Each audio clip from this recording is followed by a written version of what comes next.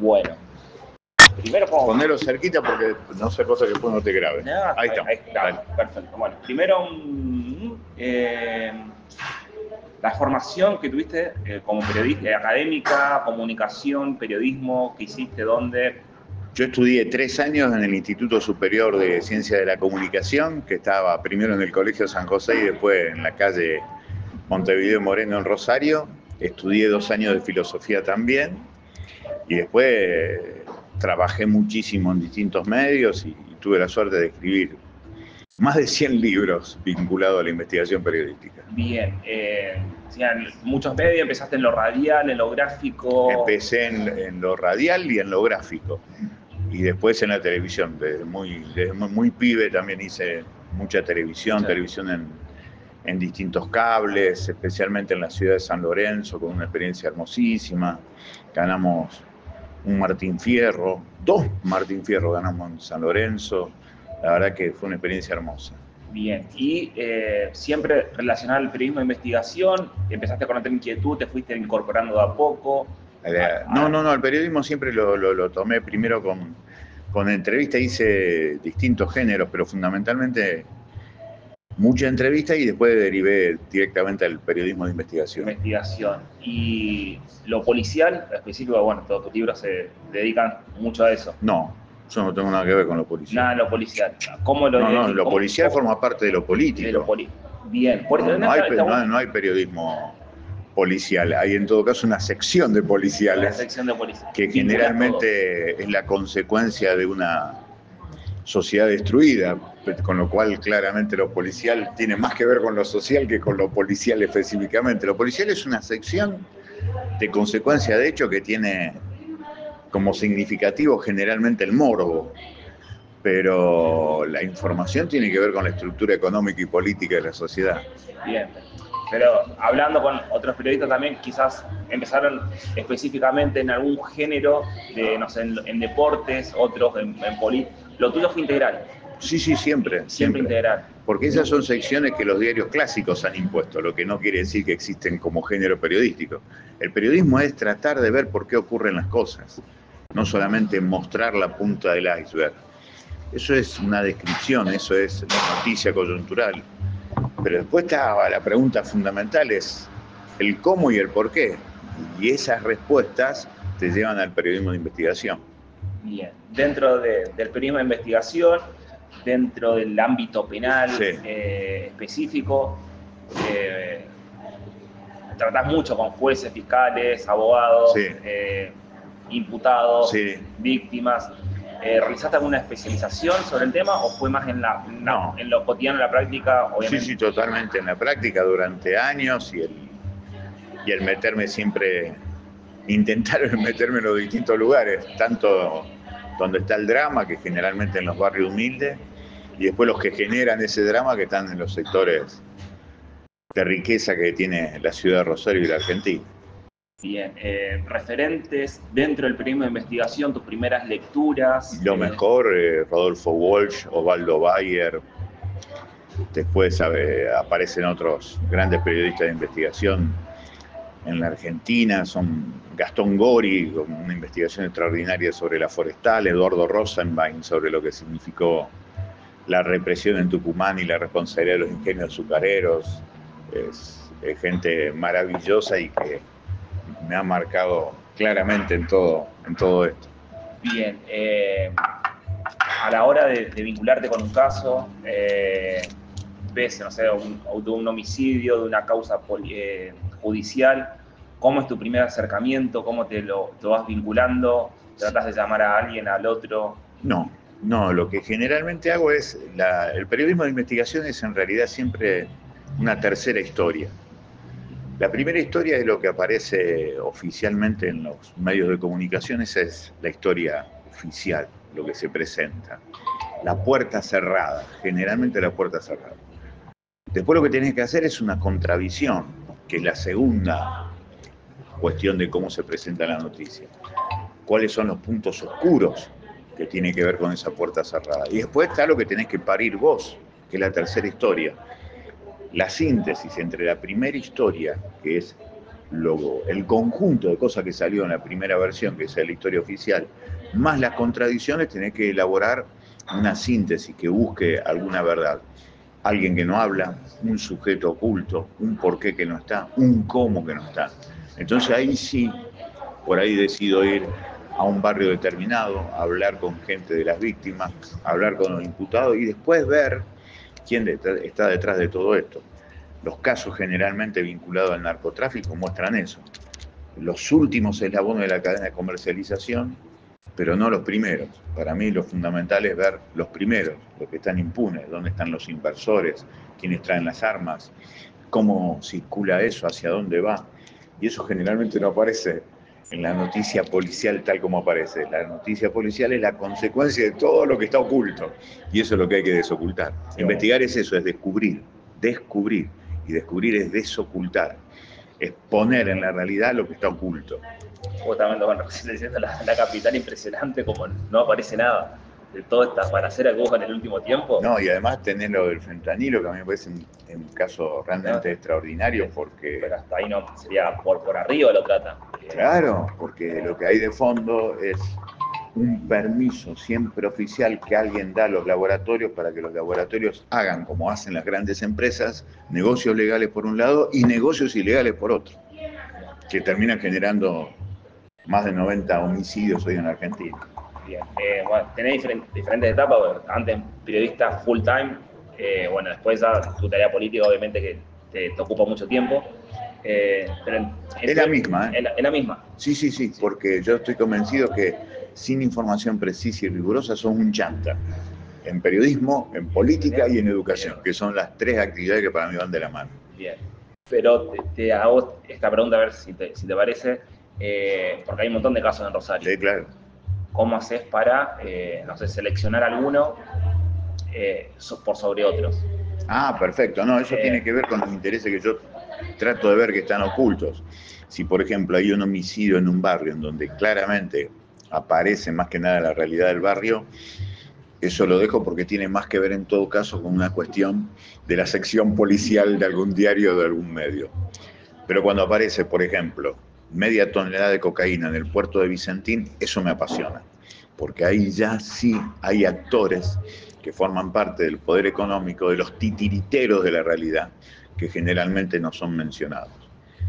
Bien. Sí, bueno, ¿tenés algún medio de conexión, a ver, directa con el Poder Judicial, con abogados? Algunas relaciones que hemos logrado en estos 30 años de trabajo. Hay gente que confío más y gente que confío menos. Esto es una pregunta general, después no se especifica si sí o no en cada periodista con lo que voy a estar hablando. Te pregunto, no sé, contacto con algún juez, con todos, con un juez, fiscal, víctima. Con alguno, lo que te dije recién. Policía, todo, bien, sí. Siempre. Bueno, entonces, no sé si me puedes una rutina de trabajo diario como para un caso específico. No, la lectura cotidiana de un tema, por ejemplo, el tema de los 469 kilos de cocaína en Vicentín, yo ya sabiendo todo el trabajo sobre Vicentín, porque ya escribí un libro y demás, ahí voy siguiendo la noticia que aparece, esto que forma parte de esa primera parte de la historia de la investigación, que es la historia oficial, y a eso yo le voy sumando charlas con los trabajadores del puerto, charlas con la gente de la cuestión de aduana, de la justicia federal, voy armando un cuadro de versiones, de informaciones que están más allá de lo que aparece. Esos son trabajos que siguen, la investigación es un proceso largo, no es un proceso que se puede terminar en un día ni en una semana. Todo para el caso en completo. Bueno, esto seguramente, me la juego que seguir, sería, laburaste en medios de relación de dependencia, medios independientes.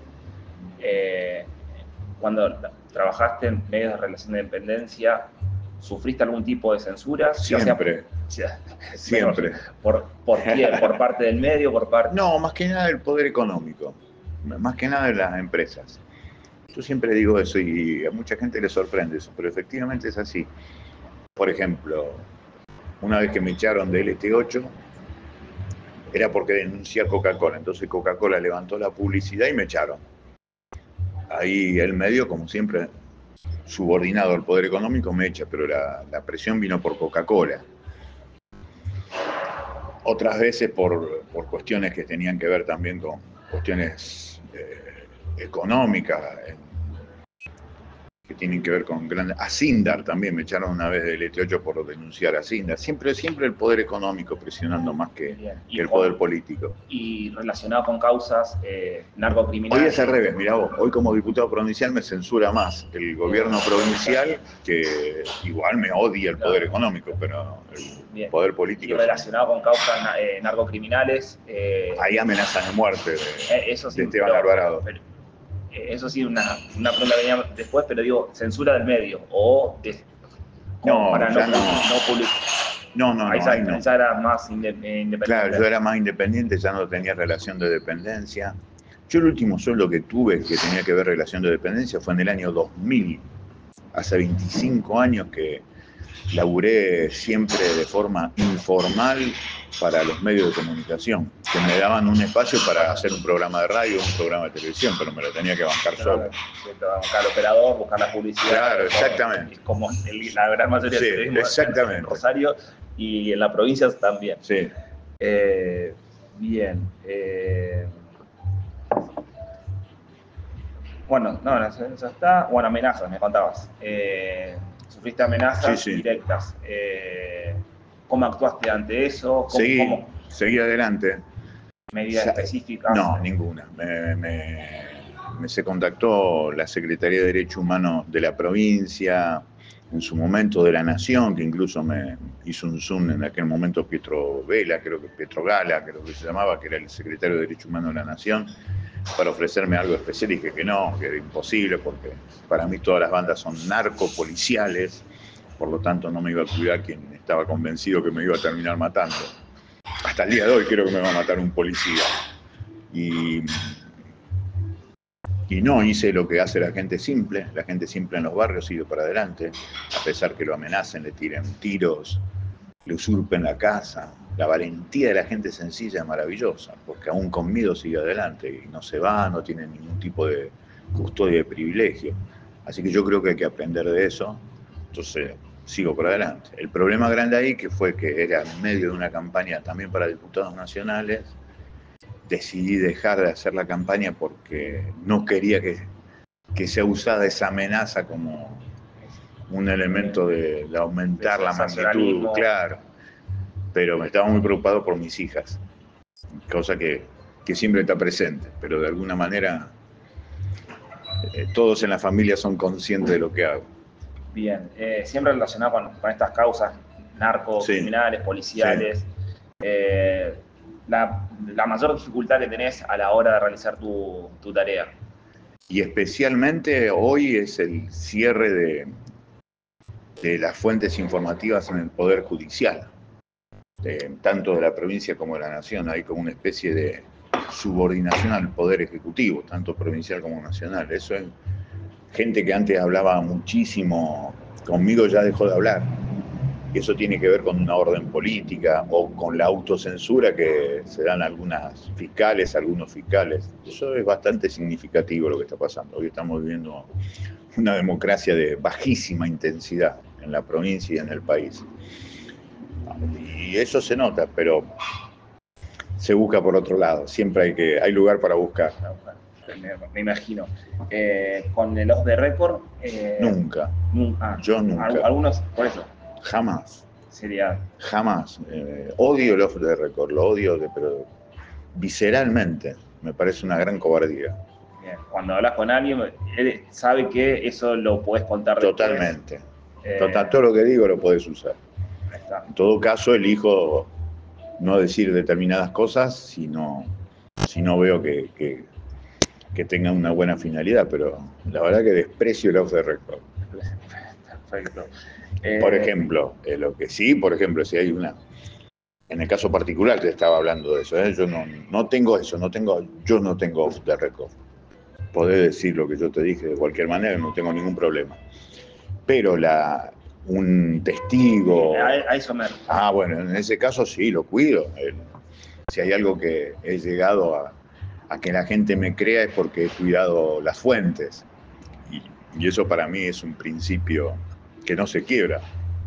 La reserva de la identidad de la persona que está involucrada y que tiene mucho miedo, y a pesar de tener mucho miedo, te cuenta lo que pasa. Eso es maravilloso, eso también es la valentía de la gente sencilla. Eso es maravilloso, entonces hay que cuidar a la gente. Ahí sí. Ahí está. Pero eso es la reserva de la fuente. No es el off the record, es la reserva de la De la identidad de la fuente. Sí. Bien. Obviamente sí, cuando es una persona de no tanta importancia quizás o importancia institucional. No, pero además También. hay gente que institucionalmente te dice, no, esto no es para publicar, esto. Pero la verdad que lo desprecio infinitamente eso. Está. Porque además es eso, porque si tiene una situación de privilegio no lo puedo llegar a entender eso. Bien, bueno, te acercaste a audiencias, juicios, bueno, el seguimiento que lo haces, bueno, es por medios, personalmente, por teléfono. Generalmente cuando aparecen causas como la de los monos, Alvarado, determinadas causas, trato de ir la mayor cantidad de veces posible a las audiencias. Y, por ejemplo, lo de Pillín Bracamonte también lo voy a seguir lo más que pueda presencialmente, porque es muy importante, para mí es muy importante.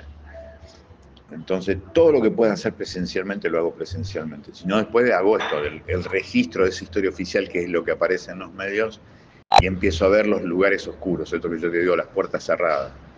Pero en una investigación lo primero que tienen que detectar es la puerta cerrada, lo que no contesta a una de las 5 preguntas constitutivas de la noticia. Con las estadísticas tenés... Sí, siempre. Trabajo con las estadísticas oficiales. Oficial. Sí, porque ahí también se ven cosas. A veces se contrasta con lo que pasa.